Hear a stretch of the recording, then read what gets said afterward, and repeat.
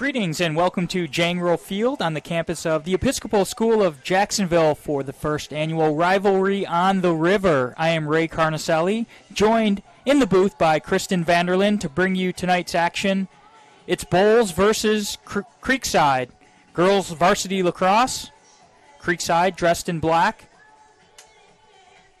Bolles dressed in their white uniforms. So Kristen, beautiful night for lacrosse, almost a perfect night.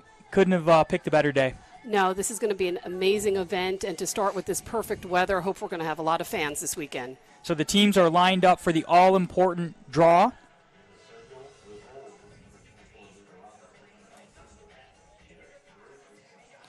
Leela Roberts for Bolles.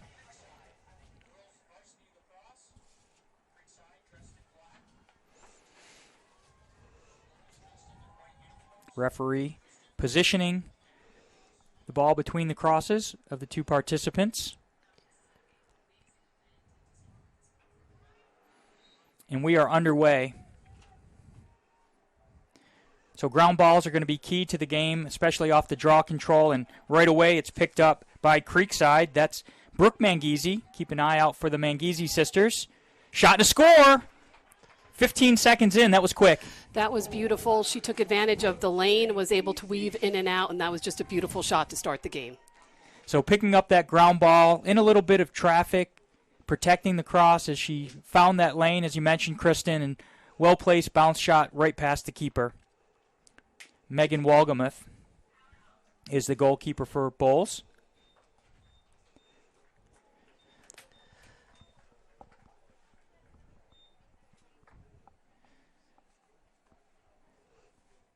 In any game, lacrosse and otherwise, controlling possession is always a key to the game, whether it's off the face-off, playing good defense, forcing an errant shot. So we'll keep an eye on the possessions as they add up. Ground balls, face-off, draw controls, all of those things are going to be important to keep possession.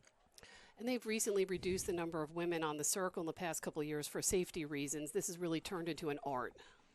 So it's the person taking the draw, and then two players. Does it matter where they are in the arc? No, they can place themselves anywhere they want.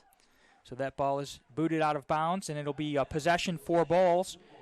Bringing the ball in is Madison Wotiz. Up the near sideline, errant pass. So it is a loose ball, all-important ground ball. Nice pickup by Wotiz. And what you just saw there was the new self-start rule for the girls, and that's a point of emphasis. They used to just stop everyone on the field, and now you can see they're just going to keep running. Really good defense by Lou Brandt to force that turnover. Left-handed cradle, getting penetration in front, shot and a score. So she did it herself. That was Kylie Lou Brandt, class of 23. Yeah, that was beautiful for a young player. Clearly knew where she was going the whole time.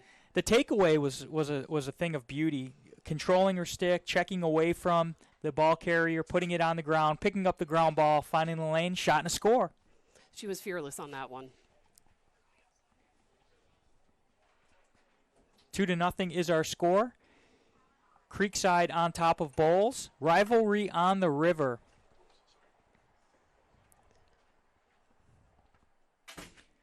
So if one team has an advantage and they win, they're starting to win and rack up wins, is there the two players positioned on the arc, do they have to be in any certain spot? They don't. What they want to do is, as the draw goes on throughout the game, they want to see where the ball tends to go, and then you're going to see the players start grouping, even if you have all four on one side. So we have a restart on the draw control. The ball didn't go high enough there.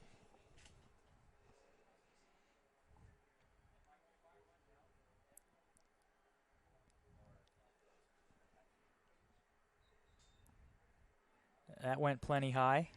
Takes a bounce off of the turf, and it's immediately picked up. That's Cherrick. She's going to back it out, and this is the first non-transition offensive set for Creekside. Controlling around the right goal line, extended, shot and a score. Avery Mendham. Avery Mendham really took it around, and you can see how she placed it lower hip and below, and that was well-placed shot. So a well-placed shot. It's been all Creekside early in the game here, controlling the possession. And 3-0 lead. Less than 2 minutes into the game.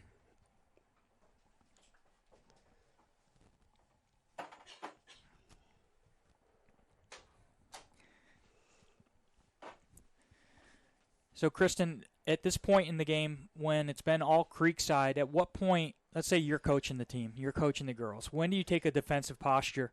We see Bolles right now, they still have one player with their back to their offensive end.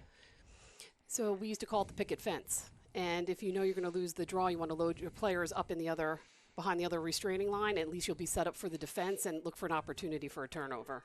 That's another draw control by Cherrick. Puts the ball on the ground. It's immediately picked up by Bolles, and now this is their first offensive possession. It's controlled by Acosta Rua. Left-handed cradle, swarming Creekside defense. Ball is on the ground.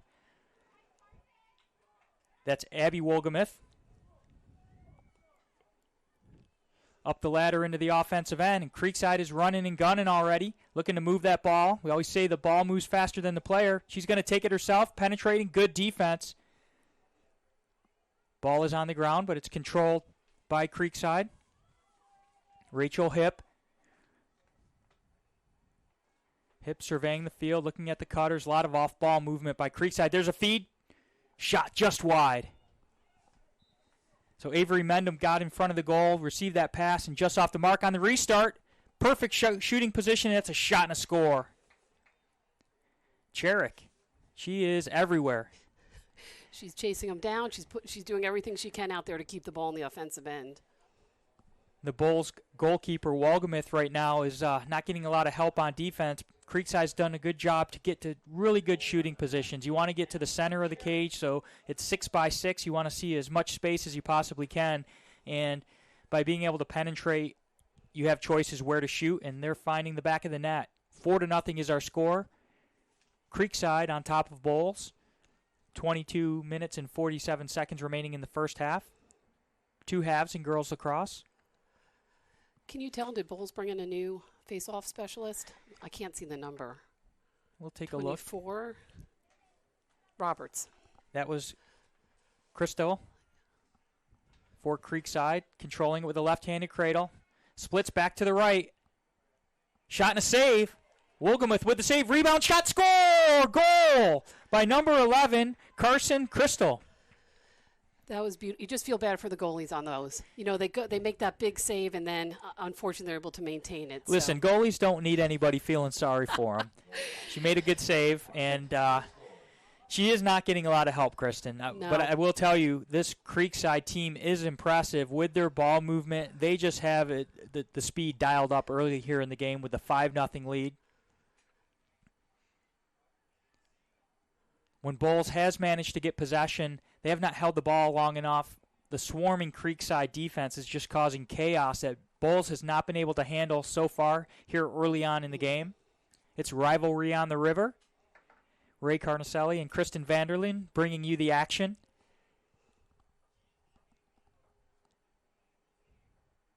Got to get it perfect off the draw.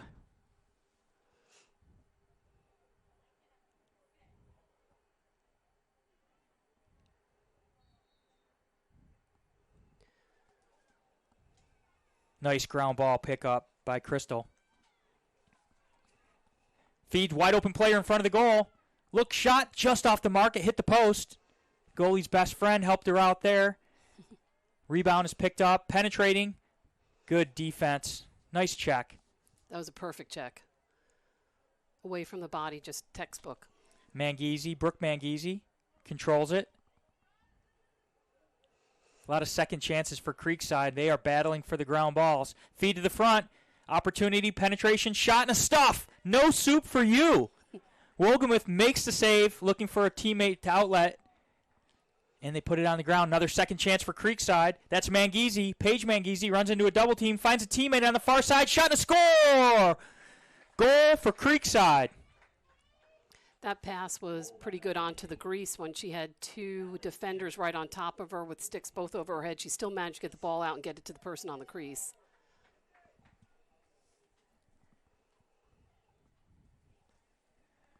Six to nothing is our score. It's Rivalry on the River from the beautiful Jane Rowe Field here at the Episcopal School of Jacksonville.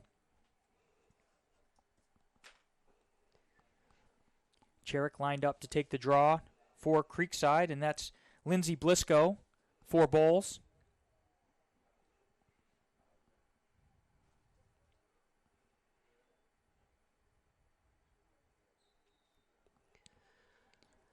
pulled back, and it's an offensive win. That's Crystal once again.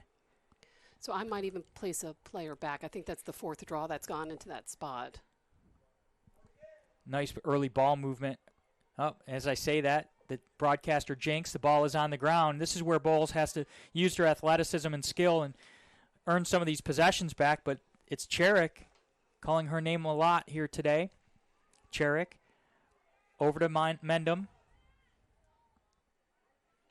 Feed to the front, wide open shot and a score. Uncovered is Carson Crystal, and she puts it away past Wolgamuth, and our score is now 7-0, 21 minutes and 6 seconds, and we have a timeout on the field. We're going to go ahead and take a break, and we'll be back momentarily. It's Rivalry on the River. Bolles 0, Creekside 7. So, Kristen, it's been all Creekside. They're winning the loose ball battle, they're winning the draw controls, and most importantly, they're finishing on their shots. You know, I really believe that as part of this game, Bolles is going to have to make an adjustment on the draw, and they're also going to have to get their defenders in between the goal and the players. And they've been leaving those Creekside players wide open 4 or 5 feet, and Creekside's going to dominate every time there. So, Kristen, you've been involved in lacrosse here in North Florida for many, many, many years. I'm not saying what you think I'm saying. I'm saying that talk to me about the growth of the game in this area. And in an event like this, we were there when we were fighting for fields and you could hardly find a goal. Yeah, I mean, we go back. I think you and I used to line fields together back in the day. And now here we are. We have a professional event on TV with sponsors. This is just phenomenal for the game. There's so many great opportunities and so much hard work went into building the foundation for the growth of the sport that we see today, and to have the community get behind it. And you think about at the college level, Jacksonville University, the women have beaten 2 ranked teams so far this year. They are ranked, I think, number 11 in one poll, number 12. They beat number 6, the Florida Gators, the big bad Gators from down the road. They beat Virginia Tech. It's got to be an inspiration to all the young girls out there picking up the sport. I mean, just to see what Coach McCord has done at JU, I remember starting with her in the youth, helping her, how much they put into this community has really gotten the JU team where it is. And I just have to say I've had the opportunity to work with a lot of JU lacrosse graduates. They get back to the community, and they have been instrumental in bringing the girls' programs in our area above the bar. It's just so exciting to see the numbers, the quantity, and the talent level. We have teams in this event at Rivalry on the River. Both the Bartram Trail girls and the Ponte Vedra boys have won state championships. Ponte Vedra is defending that championship against Creekside coming up on Saturday night. And it's just a great time to be a lacrosse fan, player, supporter, sports fan in general here in North Florida. Back to the action. Creekside off that loose ball off of the draw control. It's Brooke Manghese, and that's a turnover. Here's an opportunity for Bolles to settle things down, get their feet under them, and you'd like to see a little bit of an extended possession right now at this point. You know, from them, I'm maybe taking back to X. Let's give the defenders a break. Let's give your midfielders a break, and let's just kind of take a pause and see if we can set up our offense. Mallory Marsh, the goalie for Creekside's had an easy day of it. No shots so far. This is as far as Bolles has been able to penetrate it early in the day today. So she's looking for an opportunity to shoot right now. Looks like she's a little bit worried about shooting space, which is a call particular to the girls. She's going to take it around. And that's Blisco carrying it to the X position. She's defended by Brooke Manghese. Looks like we have Kendall Dix down low. I think this is a good opportunity for Bolles. Just get the ball in your cross, let your defense rest a little bit, and maybe create some offense. There's a shot from distance. Marsh gobbles it up. She controls it. Looking for a long outlet pass right on the money, in stride. Up the ladder it goes. Creekside's in business. Heading into the offensive end is Paige Manghese. Manghese with a head of steam. Will she try to get underneath? Feeds cross cage, shot in the stuff. Wolgamuth with a beautiful save, controls the rebound. Now she's going to attempt a long outlet pass. That was a beautiful segment both ways. Good transition offense for Creekside. Great save by Wolgamuth. Now here's an unfortunate turnover. Creekside may have numbers. They do. That pass to Paige Manghese was a little low. Looks like they're fighting out for the ground ball down low. And that's Manghese controlling, coming around that goal line extended. Double team comes. There's contact. This is going to be our first foul of the day. I believe they're going to call dangerous check. Probably too close to the head on that one. So that'll be a restart for Creekside. Good defensive position for Bolles. Not too much of a threat on the restart as Manghese controls. Back up top to Mendham.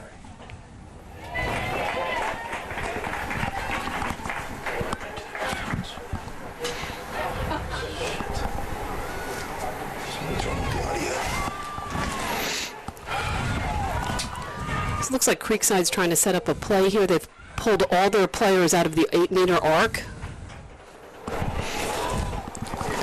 Loose ball in front of the Bolles goal. It's a battle for it. It's picked up by Bolles temporarily.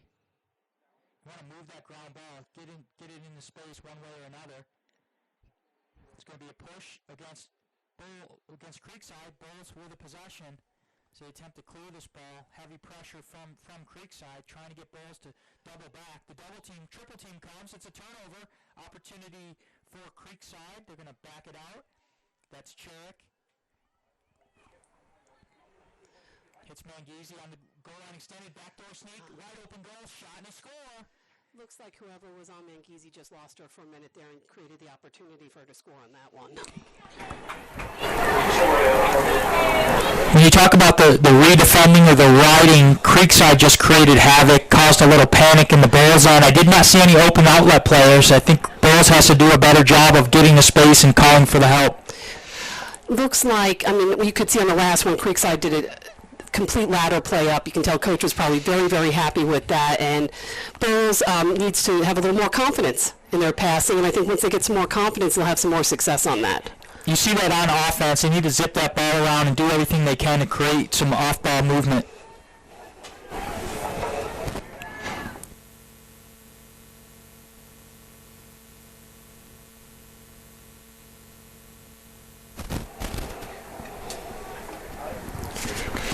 So here we are with another draw. And that was a nice pickup. Back into the offensive end comes Creekside. That's Lubrandt. Shot and a save by Rogamuth. Ball is loose. She clamps it and controls it. Nice save. Now she'll have 10 seconds to take it out as opposed to the boys who have a shorter time to get it out of the goal. She did great clear on that one. There's Abby Rogamuth. Once again, up the ladder to Roberts. Roberts has got some space. She does have a teammate to her left. She does not see the defender coming in.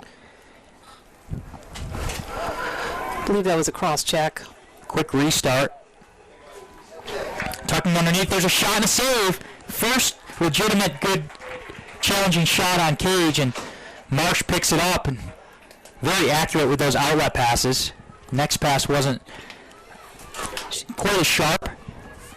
There's a free player. Number Manghese again. Bounce shot. See if they call that a goal. They're saying no goal. Just hit underneath the bar, and it's going to be a possession. Cover possession over to Bolles. So the restart comes for Rogamuth and Cage. Looks like she stepped out.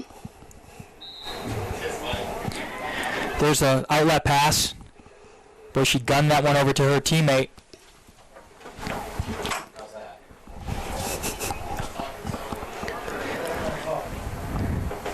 That's hip, and that's a shot and a score. Goal by Carson Crystal. You know, it really looks like Creekside is having the ability to move it to the next person so that they can keep the ball moving. They're doing a better job of getting the ball out of their stick timely and scoring on those opportunities. Yeah, they're keeping the defense on their heels a little bit, and Bolles has been on their heels all afternoon. It's a function of great ground ball work, great hustle, accurate passing, and Bolles has got their work cut out for them. It's a 9-0 lead with 16 minutes to go in the first half. Yeah, that's tough. You might want to call a timeout at this point to kind of regroup your troops and give them some other benchmarks to focus on. So Bolles still taking that offensive posture on the draws despite losing them continually. It's just a credit to Creekside. All facets of their game have been strong. The defense has only had a couple of chances to show their skill, and they've held the shutout. Here's another draw control for Creekside. That's Lubrandt. Over to Crystal. It's a shot, and there's a whistle before the shot. I think they were calling shooting space on that the defender was in front of her, and in girls lacrosse, you can't take a shot if someone is, or you can't be right in front of them unless I think you're 3 feet. So here comes a free position, first one of the day. That's Carson Crystal at the 8-meter arc. These are tough ones for goalies. These are tough shots for goalies. And time and space, shot and a score. Did you see she had that flick of the wrist on a sidearm? A lot of coaches don't like a sidearm, but you know what? There's a time and a place for them. Yeah, so there's 2 strategies on those free positions. Sometimes you try to run in and close that gap with the goalie, and sometimes you just let it rip. And that time, it was Carson Crystal just letting it rip from about 7 meters. Well, you know, they probably practice it a lot in practice, figuring out what they're best at. So 10-0 is our score. You will notice that we've switched to running time. So in girls varsity lacrosse, the running time begins at a 10-goal margin. So 15:29, and the clock will continue to run until that margin is decreased from 10. You know, something Bolles might want to try is find any lefty on the team and send them out there on the draw. Just to change it up. Change it up, make the other Creekside, team wonder where the ball's going to go. And that's a win for Creekside once again. That's Brooke Manghese. Nice little split away from trouble. Dishes it off to Cherrick. Nice penetrating move. She got her head up looking to pass, and she finds a teammate. Working it around through the X position.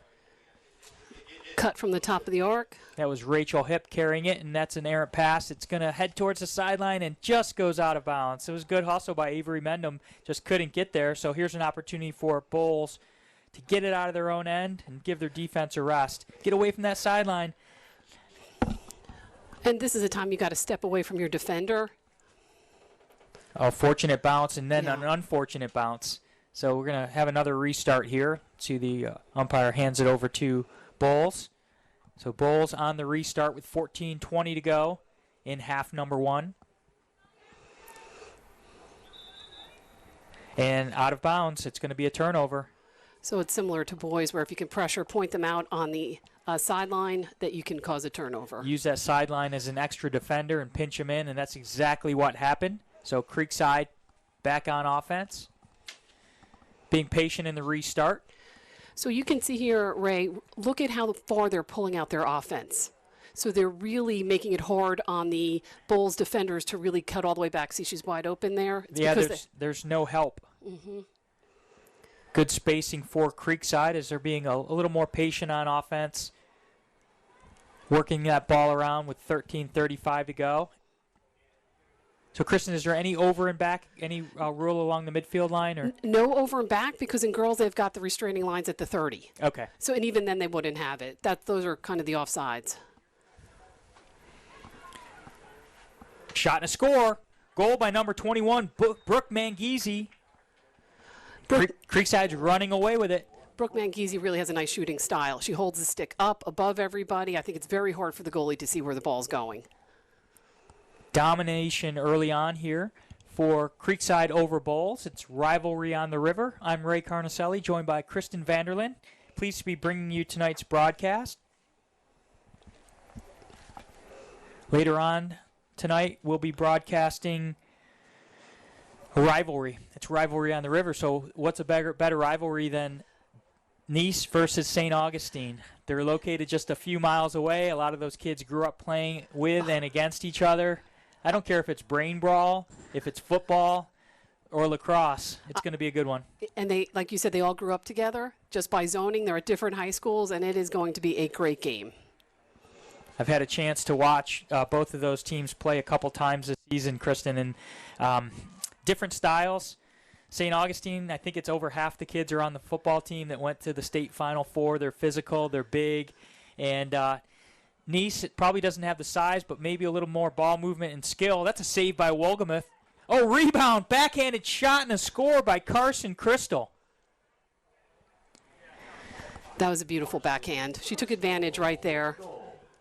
Just being very alert to catch that ball one time and flick it right backhanded back into the goal. Past Wolgamuth.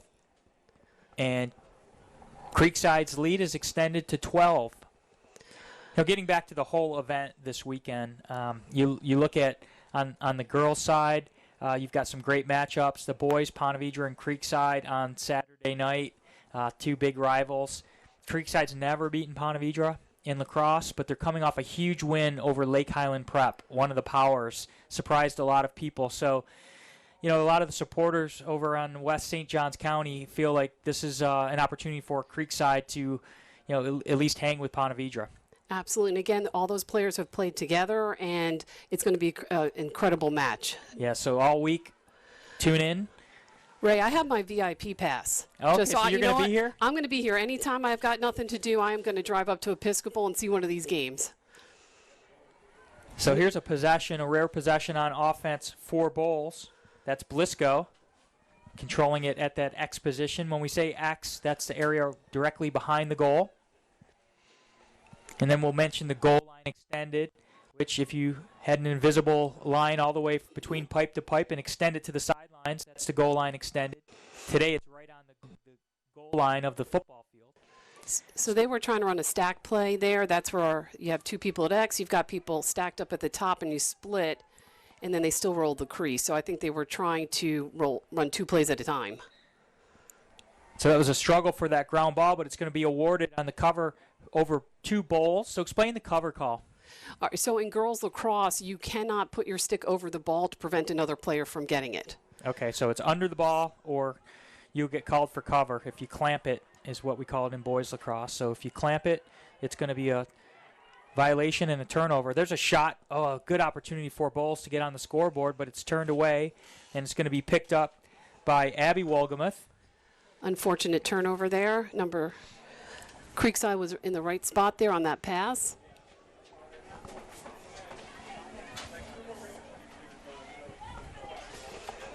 Back into the offensive end. Hannah Tevlin. That was a great pass. Great cross pass. Nice split, switching hands to her left hand. It's a turnover. Here comes Bolles, trying to get out of their own end. Swarming Creekside defense. Okay, here's an opportunity for Bolles. She's going down the middle. She's time and space right now. She's got a player. This is when you just want to pull it out and set up your offense. Absolutely. You had an odd person rush in transition, but once that dissipates, it's a slow break. You want to get your players lined up, get your spacing lined up, and that's exactly what Bolles is doing at this time. It's Madison Wotis. Some contact, and a loose ball is picked up by Marsh. I have to say the officials have not been making a lot of calls, which is nice to see. They're letting the players play. So that was inadvertent bumping and no call. It could have been a charge. I don't think it was a charge. I think the officials made the right call on that one. So Creekside back into the offensive end. That's Courtney Bedford. Another ground ball. Paige Manghese looking to feed the crease, and it's picked off by Wolgamuth. Very alert play. She saw it coming before it was there. That was beautiful. Little telegraph, and Wolgamuth is there to pick it up. Works on the outlet pass over to Gibbons. Great redefending. And here comes Avery Mendham. Shot just wide. Turf got her on that one. She tried to get the bounce in, and the turf got the better of her on that. Water break. So we have a water break. It's Rivalry on the River presented by Train. Our score is Creekside 12, Bolles 0. Coming up later, following this game at 8 o'clock, we're going to bring you Nice versus St. Augustine in boys varsity lacrosse. We're going to go ahead and take a short break.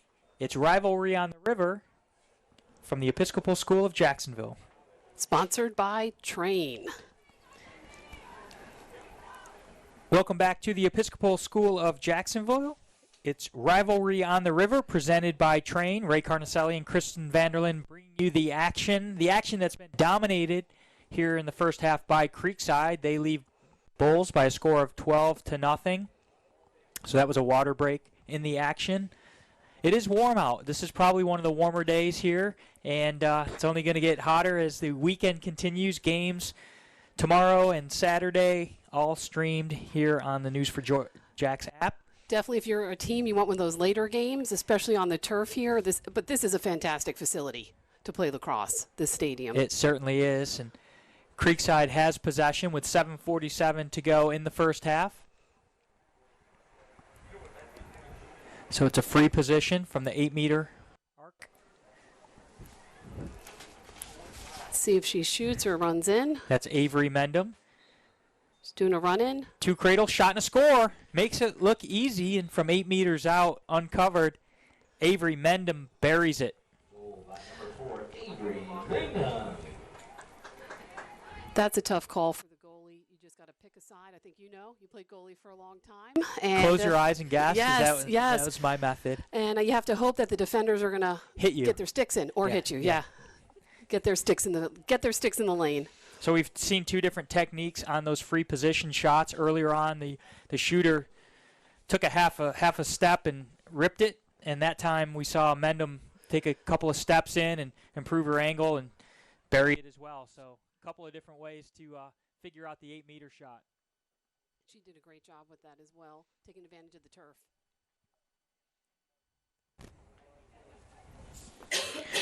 Another draw control out there. Seeing some new players as Creekside starts running some substitutes through. Positive. There you go. That was Brooke Manghese. She's actually been out there dominating most of the day, but that's a win for Bolles. So here comes an offensive possession for Bolles.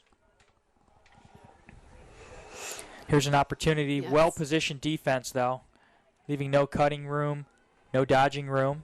It's controlled by L.K. Davis.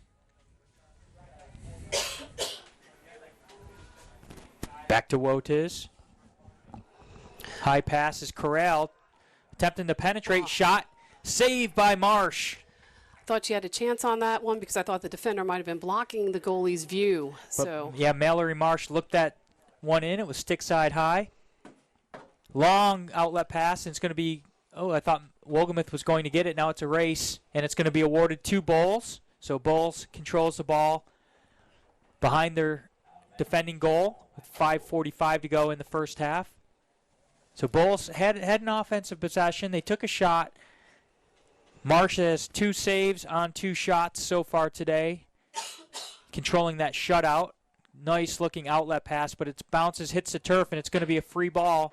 Creekside, great ground ball effort. That was textbook. She got down, got the stick underneath it. The other folks didn't have a chance to get to her. That was Kylie Lubrandt. Splits back to her left, now back to her right. Shot and a score. So Lubrandt picks up the ground ball and zigzags through the offense and offensive end and puts it in the back of the net. You can see the Bolles players are starting to get defeated here. The ball's been most of the time on the defense. You can see that they're really trying to get in the man-to-man position, but Creekside's got at least a couple of steps on them. Fighting for those ground balls and moving it. Don't stand still. You don't pick it up and stand still. And right there we saw Lubrandt pick it up close to midfield and ended up going coast to coast and sticking it in the back of the net for a strong finish.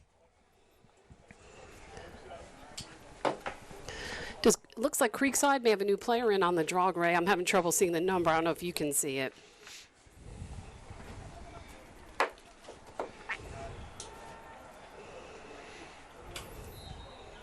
Yep, that's Brooke Manghese. She's been out there, and here she comes right again in the offensive end. Controls the draw, uncovered, penetrating to the front of the goal. I think that's going to be a shooting space violation against Bolles, so it's going to be a free position. It's similar to basketball where, you have to establish position before, or else it's going to be a block or a charge. And if you jump in when that shooter. So here comes Brooke Manghese on that free position. Will she shoot right away, or will she try to take a couple of steps in, close the distance, or pass it? There's option 3. Shot and a score. Good look, good finish by Hannah Tevlin. So now we've seen 3 free positions and 3 different goals. That was an unselfish play.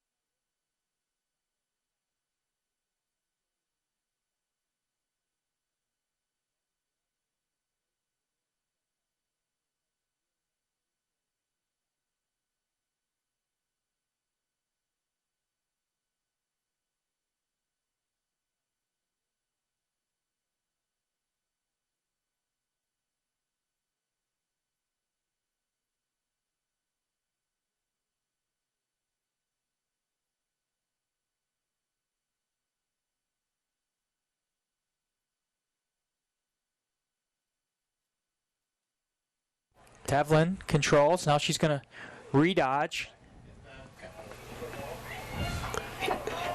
And looking for a cutter that didn't come, so she's going to take it. Shot and a score. That's Kylie Lubrandt. Good, strong move. She had that hard cradle going, running through the defense. And really, Bolles is in a tough spot because they're pulling their players out. So it's not like boys lacrosse where there's not going to be a penalty for hanging out in front of the goal. So it's really tough to know when to slide in there and be tight enough to your player you're not going to draw a foul. So as we approach the halftime, our score is Creekside 16, Bolles 0. See if they get this draw off before time expires. We are in running time. It's a 10-goal margin. Once you reach that 10-goal margin, regardless of first half, second half, the clock will continue to run. And Ray, it's interesting. It doesn't look like either team has a long bench here. So with this heat, I'm sure the middies have been doing a lot of running. For Creekside, I only see 3 of the players with their helmets on prepared to go into the game, and similar number, maybe 2 for Bolles. So 3 subs on a hot day on the turf here. That ball is picked up by Bolles, and we are at the half. Our score is Creekside 16, Bolles 0. It's Rivalry on the River, presented by Train. We are about to begin the second half of action. It's Rivalry on the River, presented by Train. Creekside 16, Bolles 0. Picking up right where they left off. And we have Creekside winning the draw there. That's Cherrick controlling. Look a little more patient here. They're going to set things up, spread out their offense. Could be an ISO. There's a penetration pass to the far side. We've got a whistle. Shooting space looks like to me there. So this is free position number 4 for Creekside, and it's Carson Crystal.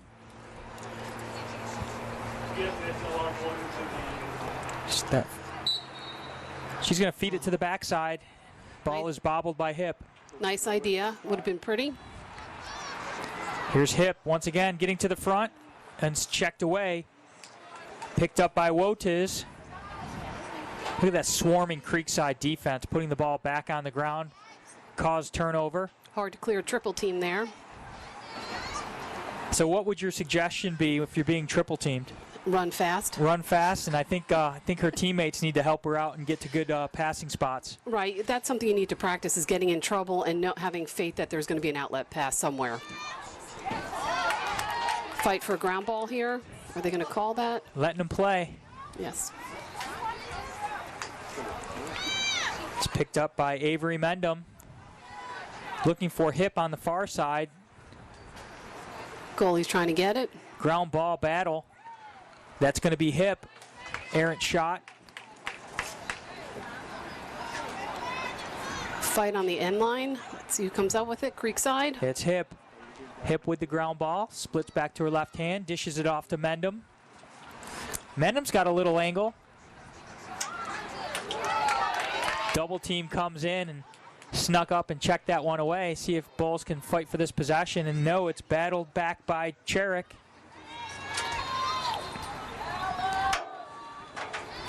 Cherrick pivots back to her right hand. She's got a lane. Looks like good stick protection. Got the call. Looks like they're trying to work Hip down on the crease. You can see it coming. And they also. With the little backdoor sneak. Yes, they're working it. So here's a free position.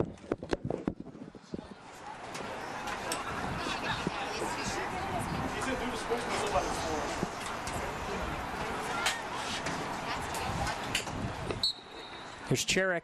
She's going to race in, shot and a score. She was goal by number 19, Natalie Cherrick. She was able to run right in, was able to shoot over the goalie's head on.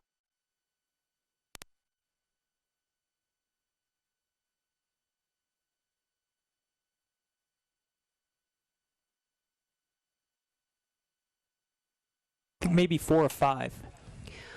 You know, in a boys' game, they'd probably send out a long pole just to see what they could do, right? Just to try to change it up at the face-off spot. You had mentioned putting a left-hander out there, just another look, different look. Anything, someone who's going to hold the stick a little bit different, maybe someone who's got a different style of how they roll the head. There's all sorts of techniques right now, and at the college level, this is actually a specialist position. In the boys' game, we call it a FOGO, face-off and get-off. I do think the women's game has adopted that now. It used to be a derogatory term, but now they're well-prized possessions to have a strong face-off person. Hard to win without one. Same in the girls. There's Carson Crystal. She finds Cherrick. So Cherrick is going to back it out, set up the offense. Free lane towards the cage. Looking for Hip on the back post. Shot and a score. Low-angle shot by Hip. And Kristen, you mentioned it earlier. They were looking for that backdoor sneak. A little bit of a draw and a dump. And it's really hard for the defenders because they don't know whether the person driving is going to take the shot or the person coming around the back door. So it's a tough shot to stop. Anything you can do to make the defense make a decision, do something, force them to move and then counter it. As you mentioned, Kristen, that was a draw. The defender came, hit the open player Hip with a strong finish from not a great angle. It's a very talented Creekside team, and when you look at some of the teams participating in Rivalry on the River, presented by Train on the girls' side, you know, Ponte Vedra and Bartram Trail and so many of these strong teams, it's going to be an exciting week. Well, Creekside's had a deep run the last couple of years. They've done really well. They have a great feeder program out in Creeks. So they start those players down in the kindergarten. As you know, my Kindergarten. Kindergarten. Can Wow. you imagine? I know. As you know, my niece Katie Vanderlyn is a Creekside alumnus, now playing at Mercer. That's right. I was up there this week, and a lot of buzz around that Mercer girls program. And so let me ask you a question. How old were you when you started playing? I was only in high school. High school. I was ninth grade myself. Ninth grade. I played basketball, soccer, whatever season. You just went and did it. And, you know, these days it's very hard to compete if you don't play a little bit more than one season. It's kind of sad. And when you and I were running a youth program, we talked about wanting to get those kids in 7th, 8th, 9th grade. It's not too late. And it's amazing how young these kids start playing, but it is not too late. It's not too late. If you're an athlete and you apply yourself and you hit the wall, you can get in on this game. That's what I love about it, and that's what's so much passion. Look at the growth around here. When we were first starting the youth programs, you know, we were excited that we had 25 boys and girls, boys first, then the girls later on, and next thing you know, it was tripling and quadrupling, and now you drive around the city, this whole area, 904, there's goals in backyards. Every park has a stack of goals, and the opportunity is just amazing. And to have the support of all of the participants and the sponsors putting on Rivalry on the River presented by Train, it's just been it's just great to see for two longtime followers, you and I, who've seen it from the ground up. What I really like about this event that it's including both the boys and the girls game, and I think that's the perfect way to unify the community and also the program that's putting this together. And the media partners, CW17, and News4Jax, Channel 4, and 1010XL. It's people had said to me, what do we need to do to take the next step for the growth of lacrosse? And it's just getting it in the mind of the people from the area who didn't grow up with the sport, and it's events like this that do that. And the kids want to get out there and play, and kudos to everyone involved for giving the platform for these tremendous student athletes. And one thing about this game, Ray, a lot of sports you have to be a certain size, a certain body type, but in this game, if you really work hard, you can be successful at it. Oh, nice little split dodge. Oh, nice save. All around, it was Brooke Manghese. She went down the center of the field with her right hand, and when you bring your stick from one hand and cross it in front of your face and switch hands, that's a split dodge, and Manghese did a nice job, but saved by Wolgamuth. She's made some really nice saves today. In the second half, you've seen definitely a pickup in the saves, and I'm happy for her there. Creekside's doing an unbelievable job. Almost every play is a double play. That might be a trip there. So what do you mean by a double play? You got two players on a ball. They're doubling the ball every time. I thought it was some secret code word that I know what a double team is, so you'll see that swarming defense is what we're referring to. Mia Black. Post. Chase it out. So that's an important thing in the game. You have to chase the ball in order to get it. You have to use the sideline as your friend because there's too many possession turnovers there, and it can be the difference between winning or losing a game. Look. Wide open, streaking in front, shot and a score. That was Carson Crystal who received that pass, and she stuck that right in the upper 90, that corner of the goal, just out of the reach of Wolgamoth. So what's happening is Creekside has all their players out of the 12. They almost have, and so Bolles is out of the 12 and they're out of the 8, making it a little bit easier for Creekside to go in and score. So just creating wide open spaces. We're going to go ahead and take a break with 16:24 remaining in the second half. Our score is Creekside 19, Bolles 0. Back to Jangro Field at the Episcopal School of Jacksonville. I'm Ray Carnicelli, joined by Kristen Kiki Vanderlyn.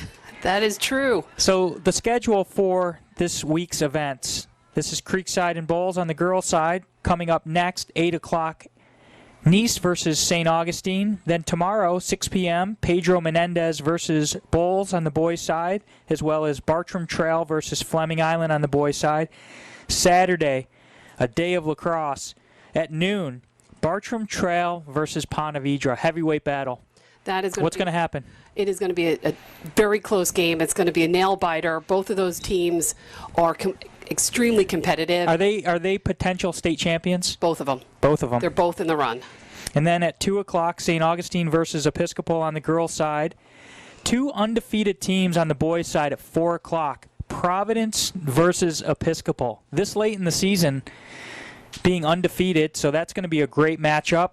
And then 6:30, the rivalry, Creekside versus Ponte Vedra. Like I said before, brain brawl, chess, arm wrestling, it doesn't matter. That's a rivalry. It's been a rivalry since they were all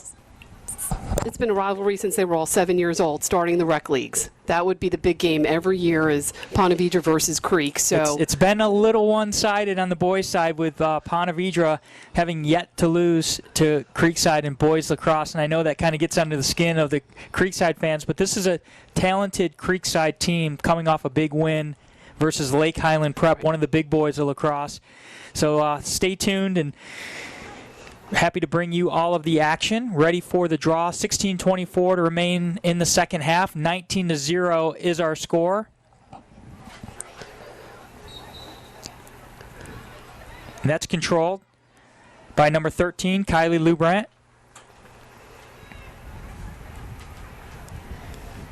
Dishes it off to Crystal. Looks like Creekside is patiently trying to run an offense with 2 people behind X. Good off-ball movement. Give, go, shot, and a score. Low hip on the offside. That's very hard to stop for a goalie. One of the things that Mia Black did very well on that is she made the pass and then she cut. As soon as her defender turned her head to follow that pass to see where it was going, she gave her a little backdoor cut, received the ball in a perfect shooting position, just ideal give and go. It was, a lot of times you'll hear coaches scream head on a swivel, and they really mean head on a swivel and move your feet. Yeah. You have to do both at the same time. Can't get caught ball watching. Really sharp offense, efficient offense for Creekside. They're making their passes count.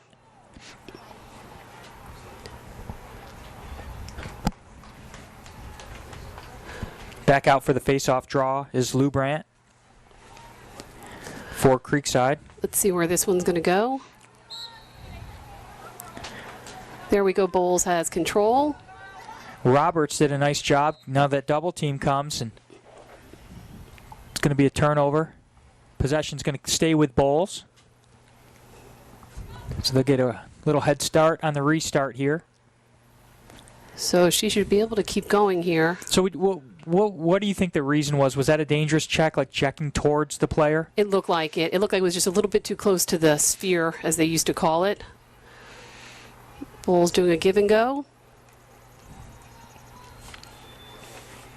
Looks like they're going to bring it around, give the defense a break here. Controlled behind the goal by Bolles.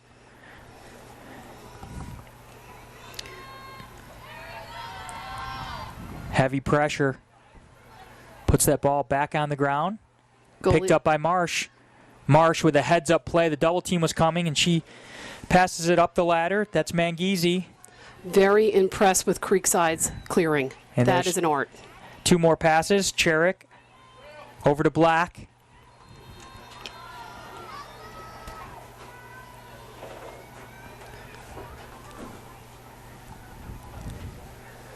Looks like they're looking for an opportunity here. There's Lou Brandt over to Crystal. They're just going to work it around. Here's an opportunity for Bolles to earn that ball back. Good ground ball technique, kind of boxing out, shielding. This may be an opportunity for Creekside. It's hard when you're up this high to decide, whether to score more goals. There's kind of an unwritten rule that you don't score more than 20 goals in a game. So this is tough for the players. It's hard to hold them back. Well, a lot of times you'll say use your offhand, try to make as many passes as you can, but, you want to keep your players sharp. So offhand was always a good way to even things out a little bit. Absolutely. Sharpen your skills up at the same time. There's Lou Brandt. And you can see that's exactly what they're doing. At what point can Bolles press out a little bit? At this point, they have nothing to lose. They might as well just press out and see if they can't, get the ball to bobble out, see if they can't cause a turnover. Take some chances with the double teams. And Chris and I have been in goal on the wrong end of lopsides many, many times, and you just, as a goaltender, you have to look at the next shot. The next shot's an opportunity to make a save, improve, stay focused. And I got to tell you, Walgaman's done a nice job today. The scoreboard, just looking at it, you might not think that, but we've witnessed some tremendous saves, and you have to have a mindset as a goalie is the next shot's the next opportunity to make a great save. What I've been impressed with by her body language has been good the entire game. You don't see her having a defeatist body language in there, which oftentimes you see with a score of this type. Cherrick came around that goal line, extended, gave a little behind-the-head fake, and pulled back up. There's Crystal. Left-handed cradle, getting to a good shooting space, dishes it off, shot, quick stick, nice. Just wide. That was Paige Manghisi coming around that back door, crossed from behind the goal, over that goal line, extended, and had a good look at the cage. Nice ground ball. Nice pass by Bolles. Let's see if they can bring it down in the transition here. So Roberts in the defensive end, offensive end, right-handed cradle, powering towards the cage. There's a shot, and Marsh once again closes the door. Got a whistle.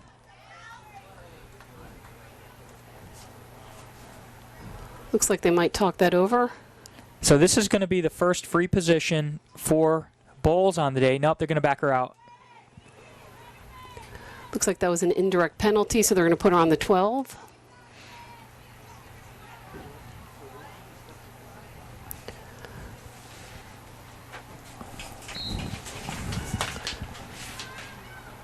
There's that double team.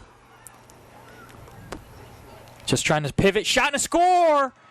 Beautiful move, beautiful shot, and that's a goal for Roberts. Goal by number 24, Leela Roberts. So Leela Roberts did a nice job of just keeping her defender away by shielding it, and a nice pivot, shot and a score, and Bolles is on the board. She was able to keep her position there, and that was really smart because you could see Creekside was coming in, so she really needed to take that shot. The first shot getting past Marsh on the day, and Bolles is on the board. 20-1 is our score with 10:18. It's Rivalry on the River presented by Train. I'm Ray Carnicelli, joined by Kristen Kiki Vanderlyn. I could tell you wish you were out there. It's kind of like playing a little bit, but you don't walk away with bruises. Mentally, you're playing the game in your head, right? I miss it. I miss it. I think I stopped playing when I was about 46 after pulling my hamstring against a Ponte Vedra High player. Yeah. I think that was a sign to maybe regroup a little bit. I haven't gotten to that point yet mentally to be able to do that. But here comes Bolles. Oh, a little bit of overconfidence there. Forced that pass coming off the goal. They get a possession off of the draw and throw it away. So it's funny, you can see the ball is all the way under the stands. Back in the 80s, there was no boundaries for girls lacrosse. You chased the ball, whether there was a tree or not, and whoever got there first got it. When did that change? Do you remember? Gosh, it had to have been sometime in the 90s. You'd run to the baseball field. It was fantastic. It was so much fun. Quick restart for Creekside, up the ladder once again, moving the ball by passing and covering a lot of space in a short amount of time. Yeah, Ray, one thing I'll notice about these Creekside players is they are not holding the ball. They are really moving it, even when they individually have an opportunity to take it in, and that's really when you see good play, is when the players move the ball out of their stick. And in the clearing game, it's just a thing of beauty when you see about 6 passes, and the next thing you know, the ball is 80 yards up the field. And it's going to come back to pay benefits. This is good training for Creekside, even though the score is lopsided. You want to be sharp. You're going to be facing the Ponavedras and the Bartram Trails of the world. And I'd be curious to find out from the Creekside coaches if they run the 3-second drill, which is where you force your players to pass. There's Wolgamuth once again on the doorstep. That was a nice save. That was down low and she got there. Point blank shot and a save. And as you mentioned, 10 seconds to get it out of the crease. Passing it in the space, and it's an opportunity for Bolles. And Creekside's been all over the ground balls all afternoon. That might be a little bit of a pushing call. It is, so it's a change of possession. Creekside's going to get it on the restart, and they are ready. They are spaced out, ready to cover some territory with 7:47 to go in the second half. Manghisi. That's Page. Oh, and nice job by sneaking up and putting that ball on the turf, but Brooke Manghisi picks it right up. Over to Sister Page.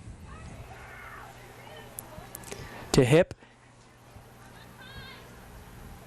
And it does look like they're not going to take their shot opportunities right now. So this is a chance for Bolles to get a little more aggressive, and it costs them right there. So they'll back up on the restart, give Creekside a little bit of a head start, as you did see Bolles start to push out and be a little more aggressive on defense. And one thing about this game so far, we haven't had any cards. We haven't had any players in the penalty box. It's been a clean game. And one of the things as you're watching on the broadcast, you won't see defenders camping out, just taking up space in front of the goal. You got to be marking a player, and that's a great finish. That was Hannah Tevlin with a little twister. And she had a flick of the wrist up top. It went right over the goalie's head. Sometimes we call that a Canadian left hand. You put the stick and the ball on the left side of your body, but your hand's still in the right-handed position. So instead of switching to improve that angle, you just kind of cross it over and twist it in the back of the net. So that was a nice goal by Hannah Tevlin. Got some subbing going on. Everyone's going to get their personnel on the field.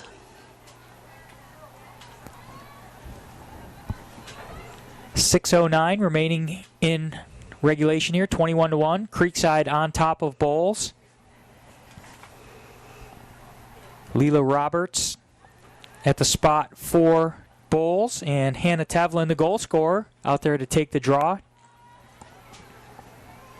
So earlier you mentioned the ball didn't go high enough. Is it the referee's judgment as far as how high the ball is? It just away from your face, or what's the? It's got to go above the players. I'm not exactly sure how many feet, but usually what happens is it falls. The players aren't able to get it up high enough. You can't get it on the upturn. Right. Brooke Manghisi. Got a cutter. Nice little split between two defenders. She got her defender isolated.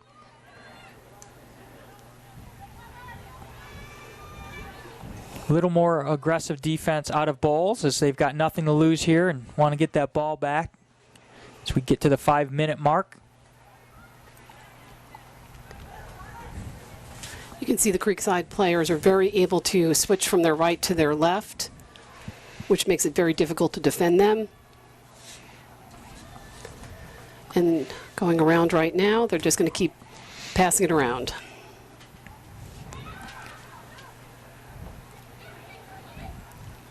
Good ball movement by Creekside. As you said, they're not as aggressive going towards the cage, but they are still working on their dodges, their cuts, their off-ball movement, staying sharp.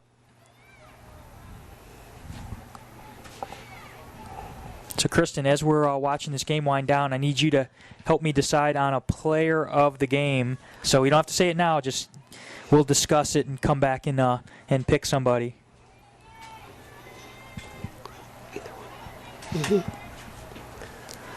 Creekside's got a lot of talent out there. Going to be a tough choice, Ray. Some great performances so far. I think we were in agreement on who we're going to pick unless something spectacular happens here and changes our minds in the last 4 minutes. We're down to 3:51. It's going to be a push against Creekside. It's awarded back to the Bolles School.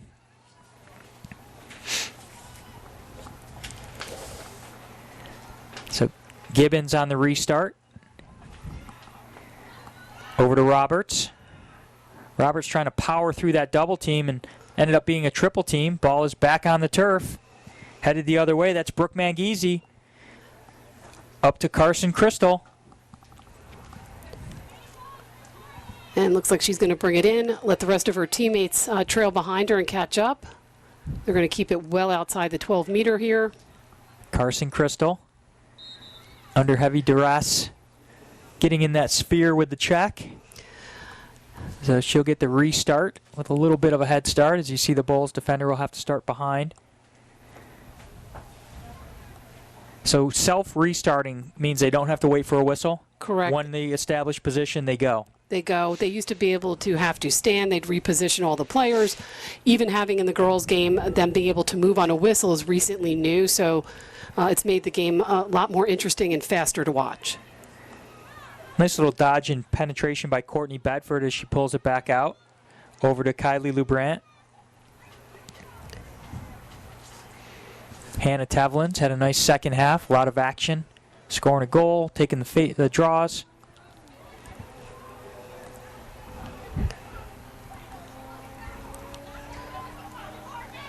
Pushing out there. A little bit of keep away for Creekside. You know, maybe you pull the goalie out at this point. Why not? Try to double team with the Yeah. goalie? Okay. Might have to do that in the game later in the season, so no harm in practicing it. Absolutely. Got to look for the opportunities where you can, even if you're on the downside of a loss, see what you can improve on for the next game. There's a penetration, wide open shot and a goal. That was Kylie Lubrant. Hits the deck following the shot. A little bit of a unintentional collision, but a nice, powerful move towards the goal by Carson Crystal. Carson Crystal.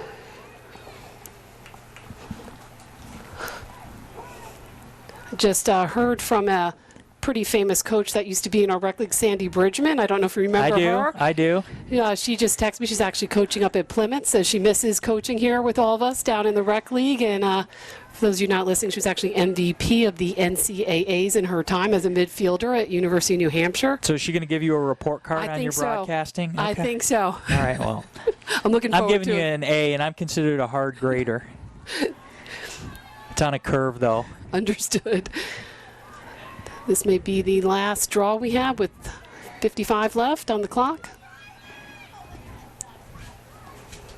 Oh. Little false start. Get them reset.